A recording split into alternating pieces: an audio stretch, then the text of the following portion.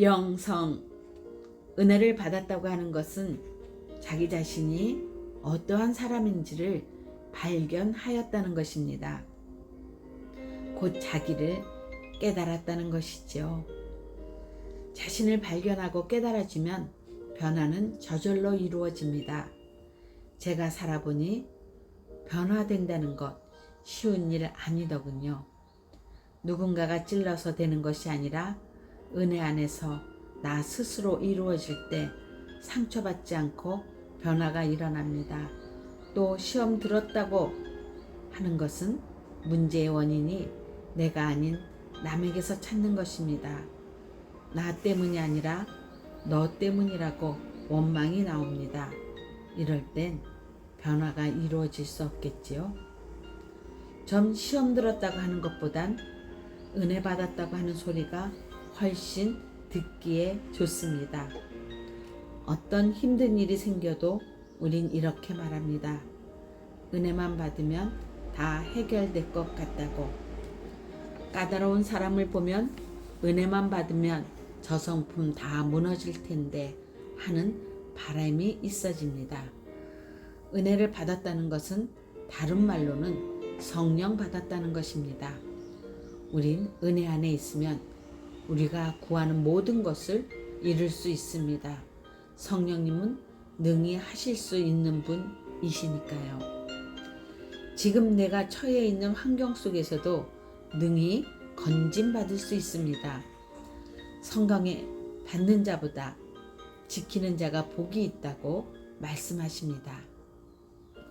지키는 이 은혜를 지속적으로 유지하기 위하여서는 영성이 필요합니다. 영성은 내 속에 잠자고 있는 영을 깨워서 예수님을 닮아가는 것입니다. 원래 내 안에 예수님께서 계시지 않았는데 내 밖에 계시던 분이 내 안에 들어오셔서 나를 만들어가는 것입니다. 새로운 예수님의 생명의 성량이 내 안에 들어오는 것이지요. 우리는 노력하지 않아도 저절로 되는 것 있습니다. 화내는 것, 짜증, 시기, 질투, 미움, 신경질 등이 이 모습은 배우려고 노력하지 않아도 가르쳐주지 않아도 너무도 잘 됩니다. 왜냐하면 이것이 우리의 본성이기 때문에 시시로 내게서 나옵니다. 그러나 예수님의 본성, 곧 예수님의 마음인 사랑, 남을 섬기는 것, 자신을 낮추는 겸손, 온유, 이런 것들은 우리의 비본성이기 때문에 하루아침에 저절로 되지 않습니다. 수없이 나의 본성이 깨어져야 합니다. 깨어지는 것은 곧 고난이겠지요.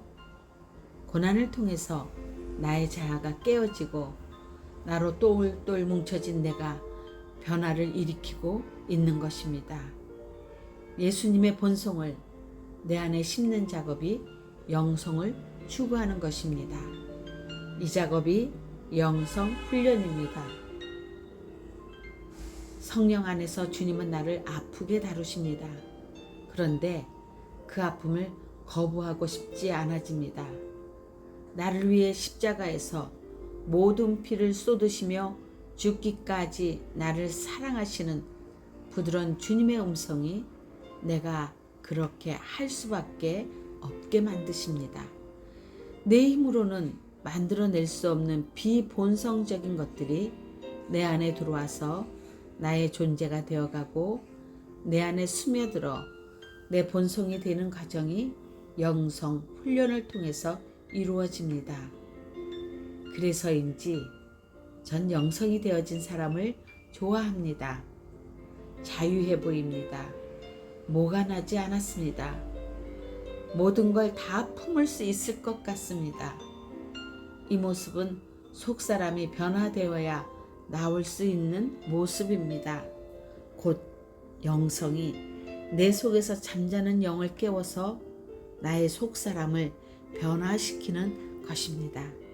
성령님은 은혜로 나의 죄를 깨닫게 하시며 회개하고 그분께 가까이 가게 하십니다. 성령님의 사역은 연결시키는 것입니다. 서로 관련을 맺게 하시고 연결지어 주시는 분이십니다. 그래서 영성이 되어지면 주님을 사랑하는 모습이, 주님과 가까워진 모습이 저절로 그에게서 읽어집니다. 그러나 반대로 사단은 율법의 잣대로 우리를 정죄하고 죄책감을 심어주어서 우리와 하나님의 사이를 멀어지게 합니다. 옳고 그름을 따지는 것은 율법이자 사단이 하는 일입니다. 경우 따지다가 정말 중요한 것을 놓칠 수 있습니다. 주님의 복음은 품어주고 연결시켜주고 덮어주는 것입니다. 하늘에 계신 내 아버지는 인자한 아버지이십니다. 자녀가 나가서 죄를 지어도 이미 다 용서한 아버지, 한 번도 잘못을 캐묻지 않으시고 그냥 들어주시고 받아주신 하나님 아버지, 돌아온 탕자 아들을 위해 축제를 베푸던 아버지, 그 아버지의 모습이 나의 하나님 모습입니다. 바로 영성 훈련을 통해서 내가 바로 이런 모습이 되고 싶다는 생각을 갖게 하며 내게서 이 모습을 나타나기를 기대하며 부단히 애쓰게 합니다. 잠언 4장 23절에 무릇 지킬 만한 것보다 더욱 내 마음을 지키라. 생명의 근원이 이에서 남이니라. 마음 지키는 것이 생명의 근원이라고 할 만큼 마음이 중요한 것인데 내 마음을 다스릴 수 있는 지혜가 성령님으로부터 받아낼 수 있습니다. 모든 행복이 마음먹기에서부터 시작됩니다. 행복은 조건이 이루어져서가 아니라 순간의 마음에 있습니다. 성령으로 훈련되어진 믿음의 사람들이 누리는 행복입니다. 영성, 이래서 좋습니다. 영성을 향해 가는 걸음을 멈추고 싶지 않습니다. 주께서 내게 주신 말씀을 소멸하지 않으려 노력하고 있습니다. 성령으로 우리에게 부탁하신 아름다운 것을 지키려 힘써 보겠습니다. 나의 사는 날 동안 예수님을 닮아가는 일, 완성되진 않겠지만 하려고 할 때 도우시는 성령님의 일하심은 보게 되겠지요.